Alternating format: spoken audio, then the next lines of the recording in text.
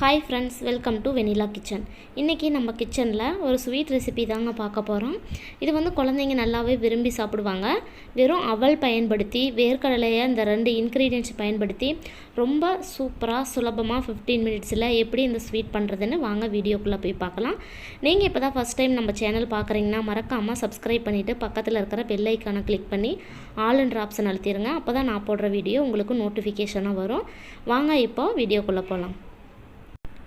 இந்த sweet recipe பண்ணுறதுக்கு first stove on பண்ணி கடாய் ஒன்று வச்சுக்கலாம்.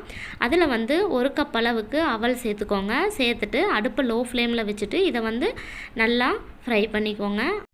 அவல் வந்து ரொம்ப நேரம் ஃப்ரை பண்ண வேண்டியது இல்லைங்க. 1 நிமிஷம் கிட்ட ஃப்ரை பண்ணிங்கன்னா போதும். அவல் வந்து சூடாச்சுன்னா போதும். அப்போ தான் நம்மளுக்கு மிக்சியில் போட்டு அரைக்கிறதுக்கு கரெக்டாக இருக்கும். அதுக்காக பாருங்கள், கையில் எடுத்து இந்த மாதிரி ப்ரெஸ் பண்ணோம்னா இந்த அளவுக்கு கிறிஸ்பியாக உடையணும். பாருங்கள், இப்போ வந்து ரெடி ஆயிடுச்சு. இதை வந்து ஒரு பிளேட்டுக்கு மாற்றிக்கலாம். அதே கடாயிலேயே 1 கப் அளவுக்கு வேர்க்கடலை சேர்த்துக்கோங்க. சேர்த்துட்டு இதை வந்து லோ ஃப்ளேமில் வச்சுட்டு இதையும் நல்லா ஃப்ரை பண்ணிக்கலாம். நீங்கள் வந்து வெள்ளை அவலுக்கு பதிலாக சிகப்பு அவல் கூட எடுத்துக்கலாங்க. அது வந்து இன்னும் ஹெல்த்தியான ஒரு ஸ்வீட்டாக இருக்கும். எனக்கு வந்து ஒயிட் அவல் தான் கிடச்சிச்சு, அதனால் நான் இதை வச்சு இந்த ஸ்வீட் செய்ய போகிறேன். இப்போ வந்து எல்லாம் வறுபட்டுருச்சு. இது வந்து நல்லா ஆற வச்சுட்டு இதை வந்து ஒரு மிக்ஸி ஜாருக்கு மாற்றிக்கோங்க. பாருங்கள், நல்லா ஆறிடுச்சு. இதை வந்து நம்ம நல்லா நைஸாக அரைச்சி எடுத்துகிட்டு வந்துடலாங்க. இது வந்து ரவை மாதிரி கொஞ்சம் கரகரப்பாக தாங்க இருக்கும். இது வந்து ஒரு பிளேட்டுக்கு மாற்றிக்கோங்க. இப்போ வந்து அதே ஜார்லேயே நம்ம வறுத்து வச்சுருந்த வேர்க்கடலையும் உள்ளே சேர்த்துட்டு இதையும் நல்லா அரைச்சி எடுத்துகிட்டு வந்துடலாங்க. பாருங்கள், இதுவும் இந்த அளவுக்கு தான் இருக்கும். ரொம்ப நைஸாக அரைப்படாது. நம்மளுக்கு வந்து ரொம்ப நைஸாக அரைப்படக்கூடாது. ரொம்ப நைஸாக அரைச்சிட்டிங்கன்னா நம்மளுக்கு சாப்பிட்றதுக்கு நல்லா இருக்காதுங்க. அதனால் கொஞ்சம் கரகரப்பாகவே அரைச்சி எடுத்துக்கோங்க.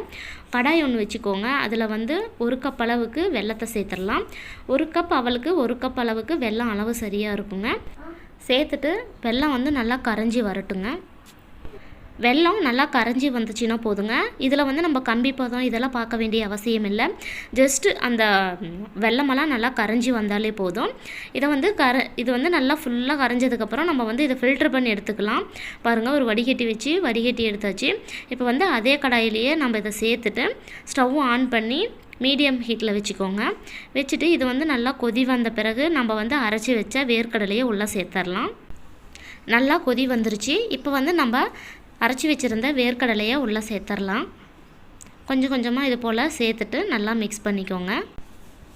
இது வந்து கொஞ்ச நேரம் நல்லா மிக்ஸ் பண்ணிக்கோங்க. கொஞ்சம் நேரம் வேகட்டும். அதுக்கப்புறம் கடைசியாக நம்ம வந்து அரைச்சி வச்சுருந்த அவலை உள்ளே சேர்த்துடலாம். 1 நிமிஷம் போல் ஆயிடுச்சு. இப்போ வந்து நம்ம அவல் உள்ளே சேர்த்துடலாங்க. அரைச்சி வச்ச அவலை சேர்த்துட்டு இதை வந்து லைட்டாக மிக்ஸ் பண்ணிக்கோங்க. அடுப்பை வந்து இப்போ லோ ஃப்ளேமில் வச்சுக்கோங்க. ஹை ஃப்ளேமில் வேண்டாம். லோ ஃப்ளேமில் வச்சுட்டு இதை வந்து நல்லா மிக்ஸ் பண்ணிக்கோங்க. பாருங்கள், எல்லாம் நல்லா மிக்ஸ் ஆயிடுச்சு. நம்ம வந்து அந்த வெள்ளை தண்ணியெல்லாம் நல்லா இழுத்து எல்லாம் ட்ரை ஆயிடுச்சு. இப்போ வந்து கொஞ்சமாக ஏலக்காய் தூள் சேர்த்துக்கோங்க. வாசனைக்காக ஏலக்காய் தூள் சேர்த்துட்டு இதை வந்து நல்லா கலந்து விட்டுடலாம். லாஸ்ட்டாக வந்து நீங்கள் தேவைப்பட்டால் 1 டேபிள் ஸ்பூன் அளவுக்கு நெய் சேர்த்துக்கோங்க. நான் வந்து 1 ஸ்பூன் நெய் சேர்த்துருக்கிறேன். அப்போ தான் நம்மளுக்கு வாசனையாக டேஸ்ட்டு சூப்பராக இருக்குங்க. சேர்த்துட்டு இதை வந்து நல்லா மிக்ஸ் பண்ணிக்கலாம். நெய் வந்து ஆப்ஷனல் தாங்க. தேவைப்பட்டால் நீங்கள் சேர்த்துக்கோங்க. உங்களுக்கு வேண்டாம்னு நினச்சிங்கன்னா நீங்கள் வந்து நெய்யை ஸ்கிப் பண்ணிடலாம். நெய் சேர்த்துலேனா கூட இது வந்து டேஸ்ட்டு நல்லா இருக்குங்க. நான் வந்து ஜஸ்ட்டு வாசனைக்காக சாப்பிடும்போது இந்த நெய் வாசனையோட டேஸ்ட்டு சூப்பராக இருக்கும். அதுக்காக 1 டேபிள் ஸ்பூன் அளவுக்கு நெய் சேர்த்துக்கிட்டேன். இது வந்து இன்னும் 1 நிமிஷம் போல் நல்லா மிக்ஸ் பண்ணிக்கோங்க. நெய் சேர்த்ததுக்கப்புறம் ரொம்ப நேரம் நம்ம வந்து மிக்ஸ் பண்ணிக்கிட்டு இருக்க வேண்டியதில்லை. ஜஸ்ட்டு 1 மினிட் மட்டும் இருந்துச்சுன்னா போதுங்க. அதுக்கப்புறம் நம்ம வந்து ஸ்டவ் ஆஃப் பண்ணிவிட்டு இதை வந்து ஆற வச்சுட்டு நம்ம வந்து இது உருண்டைகளாகவும் உருட்டி எடுத்துக்கலாம். இல்லைன்னா ஒரு பிளேட்டில் போட்டு நல்லா பர்ஃபி மாதிரி கட் பண்ணியும் எடுத்துக்கலாம். அது வந்து நம்ம இஷ்டம்தான். எந்த மாதிரி ஷேப் வேணுமோ அது மாதிரி நம்ம சேர்த்துக்கலாம். இது வந்து ஒரு 10 நிமிஷம் ஆறட்டுங்க. பாருங்கள், 10 நிமிஷம் ஆயிடுச்சு. நல்லா ஆறிடுச்சு. இது போல் ஒரு குட்டி பவுல் எடுத்துக்கோங்க. அதில் வந்து கொஞ்சமாக உள்ளே சேர்த்துட்டு நல்லா ப்ரெஸ் பண்ணிக்கோங்க. இது நீங்கள் வந்து உருண்டைகளாக கூட உருட்டி எடுத்துக்கலாங்க, லட்டு போல். நான் வந்து இது போல் ஒரு கப்பு, சின்ன கப் எடுத்து அதில் வந்து இதை உள்ளே ஃபில் பண்ணி நல்லா பாருங்கள் எவ்வளோ சூப்பராக நம்மளுக்கு அழகாக ஸ்வீட் ரெடி ஆயிடுச்சுன்னு. இது போல் நீங்களும் ஈவினிங் டைமில் குழந்தைங்களுக்கு செஞ்சு கொடுத்துட்டு எப்படி இருந்துச்சுன்னு கமெண்ட் பாக்ஸில் கமெண்ட் பண்ணுங்கள்.